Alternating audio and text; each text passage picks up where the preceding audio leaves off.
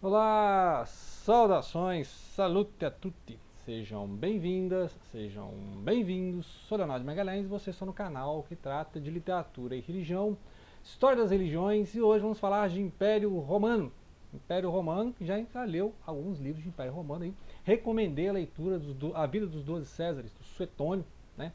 E já falamos aí do Tito, né? O general Tito, que era o filho do Vespasiano, que é da dinastia Flaviana, né? O Vespasiano, depois do Tito e depois do Domiciano, tá? São dessa dinastia. E hoje nós vamos voltar na dinastia anterior, né? Que é a Claudiana, desde o Júlio César, né? Júlio César ditador e tal. E aí tem o Augusto César e aqui esse aqui é um dos afilhados do Augusto César, que é o Tibério César, tá? Depois do Tibério César tem o quê? O Calígula, o Nero. Teve aquela época lá, 69 depois de Cristo, que teve o ano em que teve 4 imperadores, né, sendo que o quarto é o Vespasiano. E isso nós lemos lá no livro do Tito, tá? O Tito general, aquele que cercou e dominou e saqueou Jerusalém, né? Que é Jerusalém.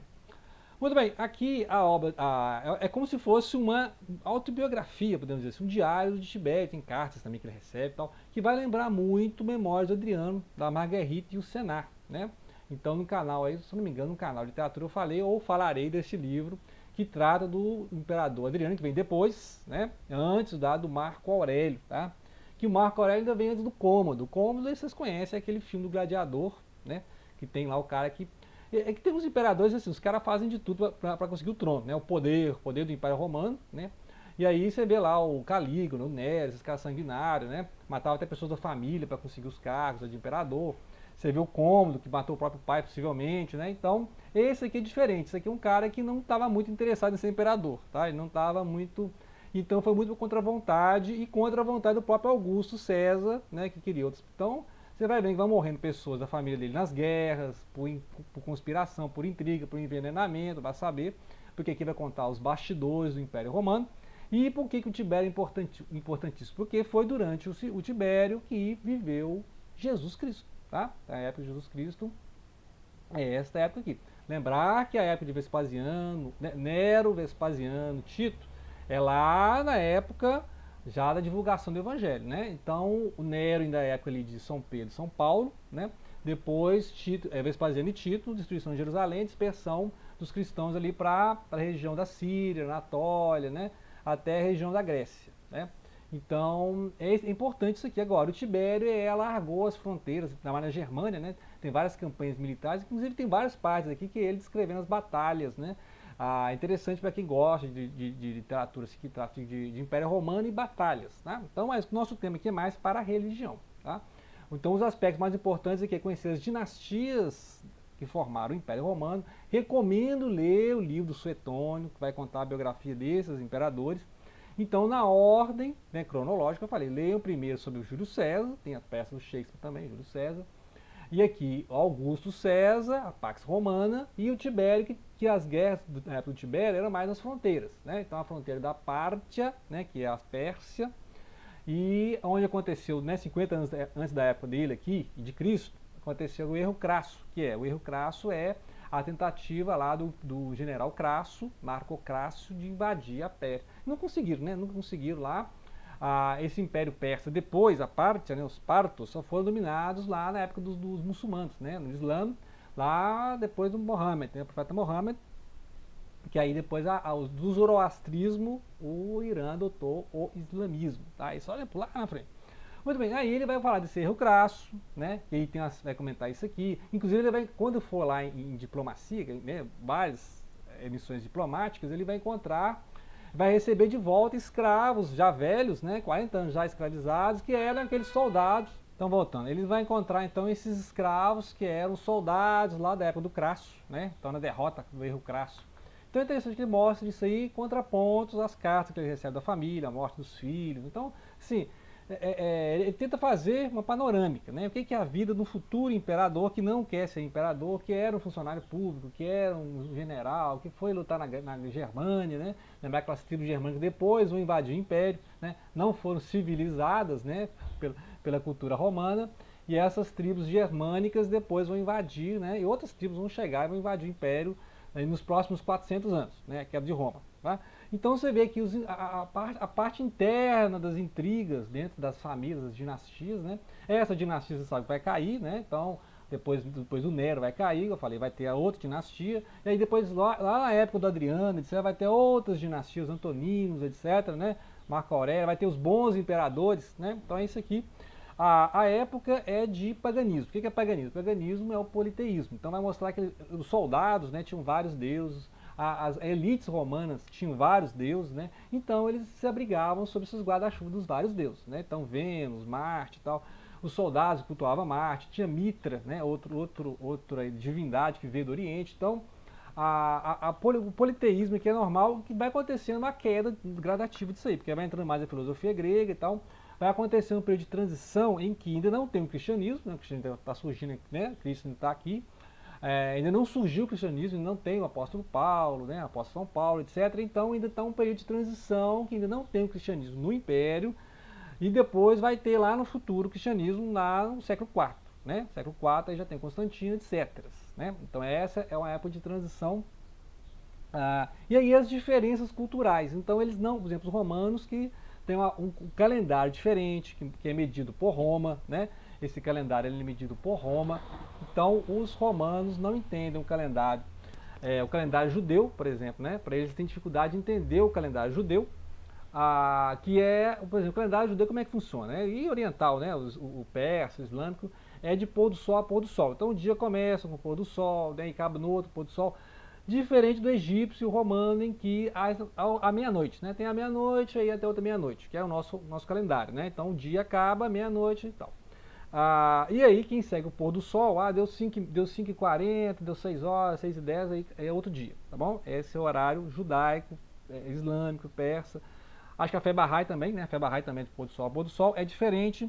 E você tinha os babilônicos. Os babilônicos, sabe que eles marcavam o dia? Do nascer do sol ao nascer do outro nascer do sol. Então o dia para eles começava logo que começava os primeiros raios do sol e aí seguia, né? Incluía o dia e a noite. E aí no outro dia de manhã começava outro dia. Tá? Então você vê, interessante, né? Essa marcação de tempo é cultural, né? Então cada povo tem a sua forma. Então vai mostrando as diferenças dos romanos e dos judeus, já tinha antes do cristianismo.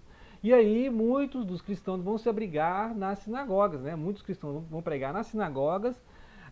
Os primeiros cristãos serão judeus, né? E depois é que o evangelho vai ser pregado para os gentios, ou seja, nós, né? Os goi, né? Os goi, aqueles que não são judeus, né? E aí vamos ver outros aspectos aqui na obra.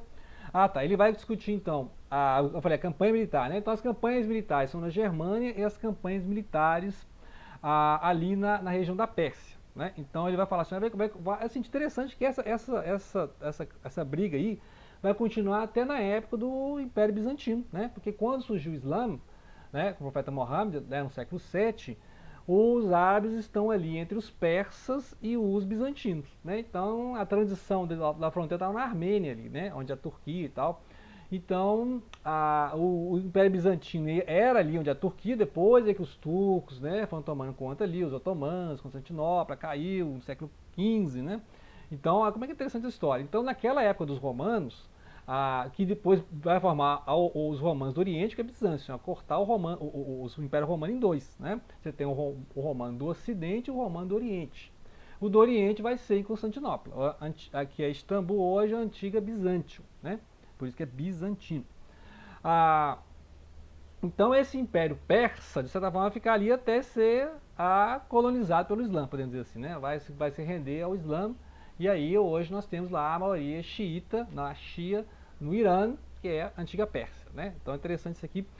Ele pontua muito essas campanhas militares, lembrando que nessa época que não tinha uma guerra de ampla envergadura, igual vai ter na época posteriores lá, né? As guerras civis, né? As guerras entre generais, a época de Nero, né? A época de Vespasiano, que aí a guerra com os judeus, né? Então podemos dizer que a época do Tibério foi até certa paz, né? Assim, em comparação com outras épocas, a época do Augusto, guerra com o Egito e tal, né?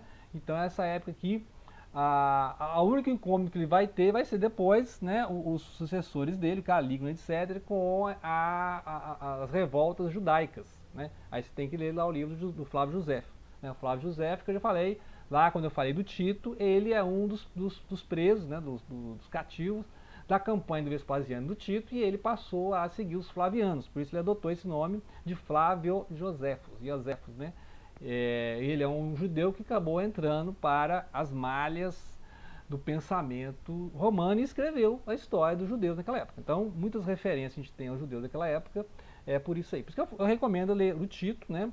Depois que você lê esse livro, e ler lá também Memórias de Adriano, né? E também ler os livros do Marco Aurélio, grande pensador, grande imperador, filósofo, um dos 5 grandes imperadores, bons imperadores, que depois foi sua decadência, né? E aí, interessante que no meio do império já estava em embrião o quê? O cristianismo, né? A cristandade, porque quando o império caiu, quem que sustentou? Quem que sustentou? A igreja católica apostólica romana, né? Então daí esse nome romano. E claro que a igreja era muito maior, né, romana, depois do cisma ali no século XI, que aí rompeu, né, o Oriente e o Ocidente, questões teológicas e questões políticas, né? Lembrar que a diferença é que no sistema romano você tem o Papa, né, o Bispo de Roma, e no Oriente você tem os patriarcados, né? Então vai se destacando um ou outro, mas você tinha ali Antioquia, você tinha Alexandria, Constantinopla, né? Então você tem e as igrejas orientais, né? A copta, a armênia, as várias igrejas, Síria e tal. Muitas igrejas estão hoje, né, aceitam, né, a autoridade romana, né, então estão aliadas ao papado, por exemplo, mas mantêm os ritos orientais, né, tem essas questões aí. Pois eu posso até gravar um vídeo falando das relações, né, até falei alguma coisa sobre igreja católica e igreja ortodoxa, né, algumas diferenças, algumas semelhanças. Tem mais semelhança que diferença, tá? Tem mais, né, se for comparar, por exemplo, católico com protestante, né, então é muito mais próximo ortodoxa católica, né, muita coisa semelhante, mas tem algumas diferenças, né, a questão da trindade, a questão, por exemplo, tem o filioque, né, filioque tem na tradição ocidental e não tem na oriental, e a questão do papado, né, porque lá tem vários patriarcas, são descentralizados e não tem um papa oriental, igual tem um papa ocidental, que é o papa de Roma, o bispo, né, igual tem o Papa Francisco, agora o Leão XIV, né, então essa diferença aí. Então, quando caiu o Império Romano, já tinha alguma coisa lá que era o cristianismo. Agora, por que o cristianismo deu certo? Porque o cristianismo, né, primeiramente começou ali como uma seita judaica, mas ele começou a ajudar as classes pobres, né, que tinha muita pobreza, muita escravidão em Roma. Esse livro que mostra a quantidade de escravidão que tinha na Roma Antiga, coisa impressionante. Eu baixei até uns aqui, não vou explicar aqui, mas é impressionante a quantidade de escravos, e Roma precisava manter esse sistema de escravidão e até ampliar.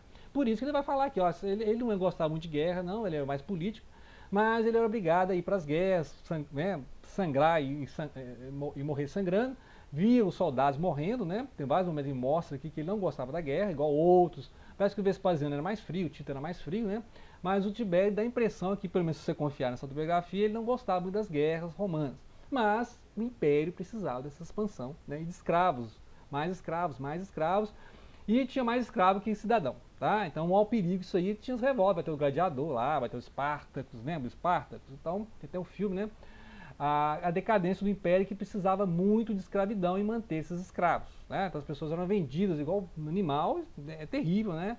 Mas não só moralmente falando, né? Todo mundo é contra a escravidão, mas em termos até políticos, podemos dizer assim, em termos organizacionais, né? Economicamente falando, a escravidão, né, deu lugar, por exemplo, a sistemas mais não escravocratas diretamente, igual o capitalismo. Veja aí o fim do tráfico negreiro, né, a questão da Grã-Bretanha pressionando os países, né, porque queria formar um mercado assalariado, mercado consumidor, e não usar mais a mão de obra escrava. Né? Então é interessante isso aí. E aí mostra isso aqui, né, como é que o Império Romano dependia da escravidão. Né, coisa triste. Mas quando esse império caiu, o que tinha lá? Tinha o cristianismo. Né, o cristianismo que apoiava esses escravos. Né, em Cristo não tem diferença entre o patrício e o escravo, né? Entre o rico e o pobre, entre o homem e a mulher. Né? Tem esses versículos assim que mostram a comunhão no corpo de Cristo. Então, dentro, né, quando o império caiu, já tinha ali um sustentáculo que foi uma alternativa à queda do Império Romano, né? Que foi terrível. Né? Então, aí depois veio a Idade Média, por sorte, tinha igreja lá, né? A gente pode estudar a história da igreja na Idade Média, que sustentou muito, né, do conhecimento nos seus mosteiros, né, copiou muito livro, né, muita coisa se perdeu, foram para os árabes, né, e depois os árabes conservaram E aí, por exemplo, Aristóteles, a gente tem acesso depois que os árabes, né, os Agasalho, o pessoal aí, os Avicenna, Averroes, começaram a comentar os árabes, e aí isso chegou na mão, né, por exemplo, do São Tomás de Aquino, né, que aí é escolástica, etc. Tá bom? Então é interessante isso aí. É um livro interessante para, né, ler junto com a vida dos 12 Césares, do Suetônio, né, ler com o Tito, e depois nós vamos ler aqui Memórias de Adriano e vamos ler também algumas coisas do Marco Aurélio, tá? Estoicismo, essa parte de filosofia eu acho interessantíssima, né? E essa transição aí, a ascensão e a queda, o declínio do Império Romano, ok? Então é isso aí, grato pela atenção, não deixem de compartilhar.